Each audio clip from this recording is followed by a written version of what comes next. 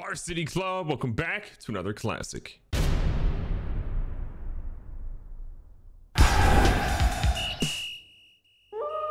After we had our fantastic bowl performance against WVU, we're trying to see who won the national title. Well, let me tell you, Georgia Tech was the #2 team. The #1 team was Clemson.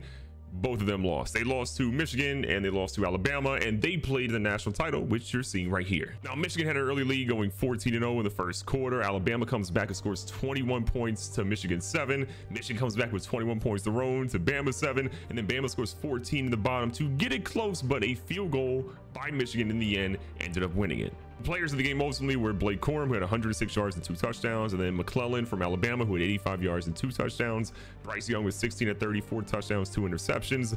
You see McClellan go for 85. McCall, who was the Heisman winner, which is crazy, only went for 68 and had no touchdowns. On the receiving side, Holden, McClellan were pretty involved. Not a ton of passes overall. If you look on the Michigan side, McNamara was 8 for 12 for 151, 3 touchdowns and a pick. But he gets injured, and then they have to bring in Ray, who goes 5 of 13 with 1 interception.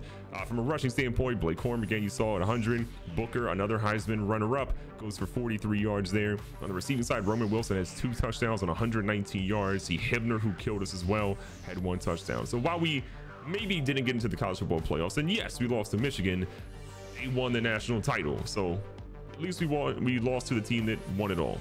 Look at where some of our guys ranked. John McConnell, despite getting injured early in the game, ends up going for 3,446 yards, which is 3rd in all of college football. That's a W. Again, look at the season stats here. McConnell, you saw his stats: 34 touchdowns, ultimately 14 interceptions, the 2nd most he's ever thrown in his career, but down from what he had last season. Seth Sanders goes 15 of 27 for 235 yards and 4 touchdowns with 2 picks. Rocco Green, you saw what he did. On the ground, Dermot finishes with 1,317 yards, 20 touchdowns, again breaking the record for most yards in Cascade Valley history on the ground. Touchdowns was his 2nd most, which is again the school's 2nd most of all time. McConnell was 50 yards shy of 1,000 on the ground with 6 touchdowns. Jason Barr, 369 yards and 7 touchdowns, 4+ yards per carry. I'm happy with that. We're gonna see McFadden go 7 for 130 and 2 touchdowns. He did pretty well in that sort of, option game, but receiving side is where he struggled. Seth Sanders had 100+ yards and 1 touchdown. Dawkins at 50. Gold and Green also contributed with a few. Robert Roth really was that guy this year. 46 grabs, 833 yards, 7 touchdowns with a long of 86 yards. Romello Dawkins, again, who we slide away from a little bit early in the year, came back strong with the most receiving yards on the team by 7, giving him 840 with 7 touchdowns. He also was a big time player because he had 20 yards averaged for that. That's incredible. Marvin Derwin had a good amount of grabs with 340 yards, 2 touchdowns. McFadden 589 with 6 touchdowns. Barr 30 grabs with 4 touchdowns. Jared Gold with 9 touchdowns, leading the team at the tight end spot with only 25 grabs. He was great in the red zone for us despite issues he had with drops. Rubley only scored 1 time and had 20 for 307 in his senior season. Swain had 4 touchdowns. Damon got 2 grabs at 35 yards, and Bowers and Kemp, as well as Van Washington, all tuned in with a grab of their own. From a blocking standpoint, we're going to see Shannon Smith give up the most sacks, as well as Austin Cooper. Harvey gave up 2. We see Arroyo give up 2. Mason Franks gave up 0, as well as Xavier Mason, who was a freshman, so love seeing that. But from a pancake standpoint, it was Shannon Smith leading us with 5. We just need some guys to be a little bit better on the offensive line and work together as a unit more, but there's a lot of work to be done. On defense, Eichenberg had 86 solo tackles, which is wild. Not an assisted tackle at all this season, which is crazy. Walters had 80. We see Ray Walton timing with 67. Bastion Kirk with 64. Conley, these guys are killing it. Damon, even playing corner, had 51 this year with 3 tackles for a loss. John Hall 43. Mark Mullins, a true freshman, comes in with 30. Bobby Edwards, another true freshman, comes in with 26. Moses, I mean, these guys were absolutely killing it. And again, you can see the quick rundown of some of your favorite players and how they did. But it's wild to me that Gold had 5 tackles and Trey Swain also had 5 tackles. Those dudes play on offense. The interceptions were killing us. From a tackle for loss standpoint, Eichenberg led us with 19. Mullins, again, the true freshman, as well as Walters comes in, the senior, with 15 each as well. Edwards had 13. Those guys were incredible. A sack perspective, the most we had this year was Bobby Edwards, the true freshman, with 8. 7 by Mullins, 4 by Eichenberg. Caps, Walters, and Moses all had 3. We see 2 from Oliver and Cole, and then we had a couple of guys out here with 1 sack as well. Interception wise, Jordan Damon, 7 in 1 season. It's a school record, and you love to see it. 4 for Hall. We had 3 from Kirk, and then we had a couple guys here with 1, and Ray Walton, Dwayne Cole, Austin Houston, and Garner Conley. What's wild to me though is we didn't have a single defensive touchdown the entire year. The Big Ten's a whole lot more different than the Conference USA, and the one thing I'm noticing is they weren't letting us get a touchdown defensively at all. We don't really talk about Kirk Hancock a lot, but hey, the dude was 10 for 12, 83% made with a long of 40 so far this year. From an extra point standpoint, yes, he did miss 2, but 72 of 74 is not bad at all. Punters are people too, and for the 3 people that care about punter stats, we had 19 for 855 with 45 yards average, a net of 793, an average of 41. He had 3 inside the 20, 2 of them were touchback, and a long of 51. Okay, I guess that's solid for a punter. Kick returns, we had 14 for Jason Barr for 311 yards. We had Damon with 12 for 250. But again, no special teams touchdowns. We need to find some dynamic playmakers that can really get the job done there, and maybe Jason Barr is that guy, but we got to figure that out next season. And then punt returns, Barr had 19 for 183 and no touchdowns. For the guys that have been here for a bit, let's look at what the career stats are. We'll do this quickly, and then we'll jump right into the offseason. Mcconnell so far in his career, if we never see him again, 10,052 yards, 93 touchdowns, 43 interceptions. Yes, we'd love for the picks to be lower, but production has been incredible. Rocco finishes with almost 600 yards and 9 touchdowns with 8 picks. Seth Sanders, 235, 4 touchdowns and 2 interceptions, but he likely will add to that at some point, even if he's just a backup. On the ground, Darrow Rd is just shy of 4,000 yards for his career with 69 #nice touchdowns, a long of 81. Mcconnell has over 2,000 yards rushing on 12 touchdowns for his career. Barr, again, you've seen those stats. Damon had almost 200 yards rushing with 5 touchdowns in his career. Seth Sanders gets a touchdown. Dawkins had 2 rushing touchdowns. And then we see Clayton McFadden again so far has scored 2 rushing touchdowns. On the receiving side, Romello is going to finish with 2,414 receiving yards, which puts him, I think, within 50 yards or so of Lonnie Downs' school record. So he almost broke that, but it is what it is at this point. 22 total touchdowns for him is monstrous. 10 by Derwin in his career receiving. Rubley had 3. We see Robert Rolfe with 7. McFadden's had 12. Barr has 4. Jared Gold has 9. Trey Swain has 6 in his young career. Jordan Damon ended up with 2 receiving touchdowns. Bowers had 1 as well, the senior fullback who we were replacing. And we see a couple of guys again with some grabs, but our seniors are mostly taken care of. Don't forget, Hal Kemp once caught a 1-yard pass, which still blows my mind. He was a left guard. Most pancakes we've seen so far have been by Shannon Smith, ended up getting 9. The most sacks allowed, you're going to see 14 from Austin Cooper. The right tackle is just, we'll have to figure out what we're doing with him next season. Shannon Smith as well out there. Mason Franks, though, in his 4 years, he was a day 1 starter, if I remember correctly, as a freshman. 4 sacks given up in his entire career. That's 1 per year. A job well done. Now looking at our defensive side, Jordan Damon is up with 188 tackles for his career. Eichenberg is 154. We see Jacoby Walters with 151. Bastion Kirk with 139. He, despite having some issues early on, was just a fantastic player for us, and I loved having him here. Looking for some more seniors here. We're going to ultimately see not a ton. I mean, you're seeing Makai Reeves with 15. Westy Mendes, the punter, ended up with 15 tackles, which is hilarious to me. Myron Hatley ended up with some as well. From a sack perspective, we're going to see Jason Capps have 11. He still has 1 more year of eligibility. Bobby Edwards, Mark Mullins, these guys are killing it. Eichenberg has 6 for his career, as well as Jacoby Walters with 4. Keep going down. I mean, a lot of our seniors on defense played a ton, but not a lot, I guess, on the sack or interception perspective outside of a few. Damon with 2.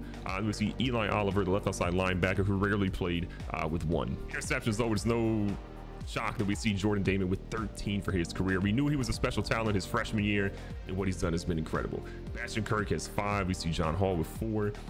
4 again from Garner Conley. Ray Walton has 3, as well as Austin Houston.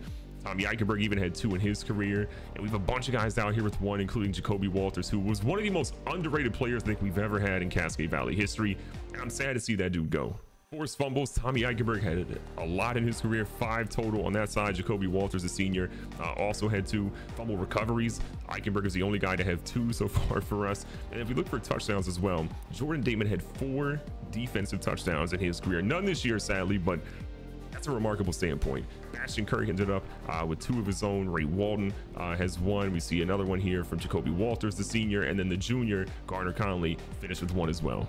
Now, I will say Jordan Damon does have a kickoff return for a touchdown in his career, which is fantastic. Almost 1,000 yards on the return game from him there. And then the punt return side, he's the only guy with a punt return and a kick return for a touchdown in Cascade Valley history. Hopefully someone ends up joining that club, but for now, Jordan Damon, there's a reason why he wore number 8. He was a legend. And again, to make it official, Cascade Valley 2016 record, the most rushing yards in a season, Marvin Derwin. What a legend. Darrow also has the school career rushing yards for 3,881, again surpassing what he did in the previous year. Darrow again with 69 #nice touchdowns, again giving him 20 more than he had last season. Mcconnell throws for 10,052 passing yards, a brand new school record that again he said, will someone beat this at some point? It's possible, but Mcconnell has been a stud, whether it's his last season or not. We've been happy to have him here. You can imagine Mcconnell again, 35 passing touchdowns, improving on what he had in the previous year of 30. He sets another single season record. 94 career passing touchdowns. Again, he's almost at 100. It would be a shame if he doesn't come back, but I understand health concerns or maybe going to the pros. There's a lot on that dude's mind this season. Jordan Damon, 7 interceptions in a season, the most we've ever had, passing Philip Antonio, who was a stud in his own right, with 5. And then lastly, I believe Jordan Damon, 13 school career interceptions, beating what Coach Mervin McMurvin set out. He said nobody would beat 8 in a career. Damon almost doubled that. Now, Coach Mervin McMurvin has an opportunity to possibly go somewhere else, but really this is the school that makes the most sense for him. He is 39-14 at his time in CVU, a brand new school, and he's done incredibly well. 10-3 in 2014, 13-1 in 2015, getting to the National College Football Playoffs, and then 11-3 in 2016, winning the Goodyear Cotton Bowl. He's happy, we're happy. He's 2-1 in bowls. He's 10-5 versus the top 25. This is the home for Coach Mervin McMurvin for the rest of his career. Now, Coach Mervin McMurvin obviously wanted to stay because he loved what he was doing here, and we're happy to have him back as the head coach. We go to the defensive coordinator side of things. We retain Jeff Woods, who, it is what it is. He got an extension. He proved his point, but there's a lot of work to be done with him. Offensively, though, there is a brand new coach that came in. Clausen comes in as Carney left for a brand new job, and this guy has a D+ prestige. I'm a little nervous about this guy. We're going to ultimately see what he did, but Dave Clausen, he got some explaining to do. Now, the beautiful thing about Dave Clausen is that he was at Wake Forest for a long time. He ultimately got fired, but he's an experienced coach who had level 25 talent. So while we don't really know how much, we're going to see or how long we're going to see Dave Clausen, he is 25 levels, which is an upgrade over what we had in the previous season with our previous guy, Mark Carney. So he has almost every single thing maxed out. He has 2 categories really left, and this is going to be a massive boost to our offense. Regardless of who we have come back or who leaves, Dave Clausen is going to make a difference. So when it comes to the players leaving stage, we get fantastic news that while we thought John Mcconnell might have left, it appears that he's staying. I don't really think, he's decided to stay. So he was looking at going, but he decides to come back for his senior season, which is great. We probably would have tried to persuade him because we want to make a national title run. That dude is our best bet, and he deserves a Heisman in my opinion. Ike Breaker's projected to be a 5th round draft pick. Mason Franks is projected to be a 5th round draft pick. A lot of other guys are not really projected. And what hurts me the most is going all the way down here to see Jordan Damon not projected to be drafted. Are you kidding me? Marvin Derwin not projected to be drafted? You're crazy. These dudes deserve to be drafted, and maybe we'll see them in a certain Madden franchise soon. Now, what we do end up finding is that Mason Franks does go in the 5th round, and Tommy Eichenberg also does go in the 5th round, and that's fantastic news. We have our first 2 players really get drafted. I still believe Teddy Edmonds should have been a 1st round draft pick, but it is what it is. 2 guys that were very talented, they got drafted, and hopefully good situations. Now, we do have a transfer request coming in. It's a freshman coming from Iowa who says he wants to come play for us. I'm probably going to honestly allow it. He didn't play at all. He obviously has all of his eligibility left. 79 pass block, 71 run block, impact block is a 72, injuries an 83. Stamina is not great, but with as bad as we've been, we could use an extra lineman for insurance capabilities. So we'll allow him to come here. Now, to give you a look at our recruiting class going into this offseason, we have Michael Barnes, the 83 overall punter. We have Brandon Davis. We got another running back we can bring in. Steven Sampson, an outside linebacker, and we got a whole bunch of athletes. Again, you've seen a lot of these guys, but Chris Jordan, John Hunter, Wesley Gaines, Justin Davis, George Barrett, Tony Rutledge. Again, a lot of these guys here at the bottom you've ultimately seen, and yes, the offensive line isn't probably as good as we necessarily want, but we have at least some depth that we'll have there, and we're hoping some of our guys can get a little bit better this offseason when we see the training results coming up. As for where our class ultimately ranked, we finished at 16th. There were a couple big names we went after, and some of them we missed by 55 points or 100 points, so we got really close. We're a little bit off from where we needed to be to land some of those other 4-star prospects we were trying to get. Now, one of the biggest recruits we brought in was Mr. Mike Hemphill, and we looked at positions for him. The highest overall he had was an 82 at free safety. We have a certain player named Hall who has been the bane of our existence over there, and a guy having this much speed on defense that can be a playmaker. Maybe we see him on offense too, but I think free safety is where we put Hemphill ultimately. Tom Baker is the guy that I was the most excited about coming into this year because he's a plus 11 athlete, 6 foot 176 out of Centerville, Ohio. We looked at a lot of different spots for him. We could possibly go running back, but I don't really feel like that's the move for him. I think receiver is where he's ultimately going to live. Now, we could put him potentially at free safety because he's an 81 overall there, but with Hemphill already having that spot sort of locked up right now, maybe we don't need him at corner just yet. I think we give him an opportunity to play receiver. Potentially he goes to corner, but for now he's on offense. And now the more that I think about it, he actually has 91 man coverage, 89 zone, but he is going to be our top rated receiver coming into this season. Maybe we mess around and move him back to corner, but I think for right now he'll be okay, but he's probably going to be a two-way player. Matt Childress could play quarterback, but we already have Cedric Riley there. We saw what Seth Sanders can do, so I think we are pretty good at quarterback for right now. We're going to put this guy, I think, at corner. He's a little bit lower there, but we need all the help we can get. He's got really high man and zone coverage, so that feels like the right move for him. Matthew Fowler, another stud, plus 7 overall for what we ultimately found for him. Halfback is a potential option. His 90 speed, I think we're going to be good at halfback for a while. Free safety is where a lot of these guys could shine. I do think, though, the corner is going to be really the spot for him. Wide receiver could potentially be a spot, but unless we happen to move Tom Adams, I think we're going to put him over at corner because, again, we need some more depth there to help out our squad. James Mitchell, plus 6 overall at 6'4". He's going to go to corner. Now, he's going to be about a 70 overall there, which is matching what his sort of potential was. And, again, we need all the depth we can get. A couple of these guys will be redshirted for sure, but, again, we are building depth at corner because God knows we need it. Chris Jordan is really interesting. So, 6'3", 3-star athlete, pretty good speed, really good acceleration. I looked through his stats a little bit and tried to figure out what he could be, but 90 pursuit really tells me that this dude needs to be on defense. And I think we have a really big hole. If you look at where we are with our right outside linebackers coming into this year, we lost a lot of really talented linebackers. So we're going to be seeing Stephen Lowe potentially as our starter, who probably gets bumped up to a 70-some overall. I need to have a competition there. So I think this is ultimately where we're going to put him. So when we look at it, Chris Jordan, I think right outside linebacker is where you're going to be, whether it's depth or starting. You've got an opportunity to play pretty early. Jeremy Willis, another athlete. I promise we're almost done with the athletes. There's a lot of potential with this dude. He's got good hit power. He's got good pursuit. His zone coverage and man coverage are actually not bad. His catching, spectacular catch are all good. I kind of don't know where I want to put him. We could play him at running back, but with 85 speed, there's literally no shot that happens. Wide receiver at a 78 overall could be potential. He's terrible at tight end. If we go to the defensive side of the ball, I mean, left outside linebacker, middle, right, he's not great there. Corner, he's not great. Free safety, we already have kind of a log jam there. Strong safety, we have a lot of guys already there. I think for now we stash him at receiver and we just ultimately see how he plays out. Maybe he becomes a tight end, kind of like Jared Gold, or maybe he stays a receiver, but with good acceleration and okay speed, it's going to be tough for him. We've traditionally been a really good linebacker school and we don't really have a lot there. We looked at this guy on offense, it's just kind of a no-go. I think for Willie Christensen, he's going to be moving over to the middle linebacker spot.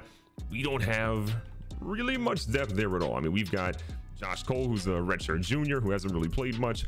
We have Lance Mason, a redshirt sophomore who again hasn't really played much, and then we're gonna have Willie Christensen, who's gonna sit on the bench probably his first year. We need a lot of help in that spot. Now the more I look at it, Mike Hemphill, I think as much as I want to keep him at free safety, I think we have to move him over to corner. He's a little bit lower overall there. He obviously can't play linebacker, he's a little bit too small for that. But when you kind of look at what we have at corner, I mean, Hemphill is going to be tied for the #1 starting position there from day one. Yes, John Hall obviously is going to be working there and get a higher overall probably from the offseason workouts, but we're going to have a lot of people that need some help. And with 98 speed and really good acceleration at 96, and I believe this dude has really good zone and man coverage for my memories. 85 for man coverage, 87 for zone, 81 for press. Hemphill's going to be a day one starter. We got to put him there. And we also have a guy in Tim Wade who's been playing on the defensive side of the ball. 89 speed, 82 acceleration. Part of me wants to get him on offense because he has really good carrying, great catch. His route running's high at 83, but he's just not fast enough. I think he is 6'5", and I'd love to find a way to get him to work in some way. He could be a backup free safety, a backup corner, middle linebacker is maybe a spot for him, but I just don't know if there's a spot for this guy. Unfortunately, I think he's just going to have to be on the bench. And these are some of the hard decisions we've had to make this offseason. I think one of the most controversial moves we're going to make this offseason is to a wide receiver core. Now, look, we have Tom Baker, RJ Riley, and Jeremy Willis, who were either at the top or tied for the top for the overall ratings. Yes, Robert Roth and McFadden, a couple of these guys are going to boost up their ratings from their training results, hopefully. But I think Clayton McFadden needs to change his scenery. So rather than cut him, I think we're going to move him to halfback. We're going to now pair two of the most dynamic, fast players on our team in Jason Barr and Clade McFadden. Barr is by far the top guy that we're going to be using at running back. But I think McFadden at running back, after the terrible season he had at wide receiver, a terribly disappointing season he had at wide receiver last year, it's a risk and a gamble that I want to take. Now, the training results section is going to be a massive one. So John Mcconnell obviously coming back now goes up +2 overall to be a 96, and you love to see that. Cedric Riley, who again we've redshirted, comes out to be an 83 with a +4, as well as Seth Sanders, who I think that extra little playing time a game at the end of the season definitely helped. He's now a +4 too. Barr goes up a little bit, +2 overall. We see Sean Stewart, the redshirt freshman, go up +2. McFadden drops 3. Which I'm kind of not surprised by, and this now creates a really tough dilemma. Is he the number 2 running back? Is he going back to wide receiver? What do we ultimately do with him? We'll figure it out in the offseason. But Gavin Hall, this redshirt sophomore, goes up +5. He had the most growth of anybody, and he just didn't even touch the ball at all. And wide receiver of the guys returning, Robert Roth goes up +3. We see Trey Swain go up to a +3 to a 73 overall. Bret Reed, who's probably getting cut this offseason with as much people as we have at wide receiver, goes up +2. And Van Washington, who potentially could get cut as well, goes up +1 to a 65. Tight end Jared Gold goes up +4, and hopefully he stops dropping the football. He's a preseason All-American as well, which is huge. We're going to see Eric White come in, the redshirt freshman, at a 68. And then Joe Thompson, the senior, goes down 1. Hate to see it. Left tackle Michael Arroyo coming in his senior season is now an 87 overall with +3. Chris Johnson, the redshirt freshman, is a +6 overall to 78, which is a W because we need all the depth we can get. He should be in the 80s going into his season where he actually will start for his sophomore year. And then Marcus Smith also +6 to a 75. At left guard, Shannon Smith is an 89 with a +3. Bryson Reed, the senior, comes in and he's going to be -1. Jason Miller comes up to be a +5 to be a 70 overall. That is the guy that was actually the first transfer we've had in a while since Tommy Eichenberg, as I was 70 as a redshirt freshman. And then we're going to have Jimmy Williams coming in +3 to a 64. At center, only one returning player, so Lauren Sims goes up +3 to a 74. At right guard, we're going to have Terry Harvey go down 3, which is actually kind of shocking. He ends up becoming an 84 instead of possibly better than 87 in the previous year. At right tackle, Austin Cooper goes up +4 to an 88, and then we're going to see Xavier Mason, again the redshirt sophomore, go up to a 77 overall with +4. Left end Mark Mullins only goes up +3. I honestly thought he would have had more considering the production that he had with, I think, roughly 8 sacks last season. We see +1 to Cole McCree to a 74, and then Ken Manson literally stays the same at a 70. Mario Moses, though, love to see that. I think a lot of the stuff for him is just people doubted him last season. He's now an 83 with a +5. David Jones is now going to be a +3 to an 80, or excuse me, a 71. And then Grady Lewis is down 1 to a 62. Offensive tackle, we're showing a lot of strength right here. Bobby Edwards, the preseason All-American, is now an 85 with a +5. Jason Capps goes from a 75 to an 80. Jamal Patterson goes up to a 78 with another +5. These dudes were working out hard in the offseason. Ben Oliver also goes up +2 to a 76. We had no one returning a left outside linebacker. At middle linebacker, we have Josh Cole go down 2, so we are going to be in shambles in the middle linebacker spot. He doesn't really have a great offseason. His agility is as low as it possibly could be. And then we see Lance Mason, the redshirt sophomore, competing for that spot, go up +2. One of these guys is going to be the starter, and that scares me. One guy returning a right outside linebacker, and Stephen Lowe, who goes up +4 to a 73 overall, increasing his speed and his acceleration, which will be fantastic because we'll need him running all over the field this year. Move to corner, we get +4 for John Hall, thank God. Dwayne Cole's going to go up +1 to a 77. Austin Houston, who's had his issues, didn't go up at all, which again makes me nervous. Bernard Harvey, though, the redshirt freshman, goes up to a 74. We see a 73 now overall for Jeremy Gross. Drew Long, the redshirt freshman, is a 67 with a +3, and then Tim Landry, who's likely getting cut, doesn't do anything. This is a big year for free safety considering how many holes we have in middle linebacker. We're going to need the free safety and the strong safety to come up a lot for us. We're going to see Doug Hall, though, go to an 83 overall at a +3. His acceleration is now a 98, which is fantastic. Awareness went up +11, which is a giant W.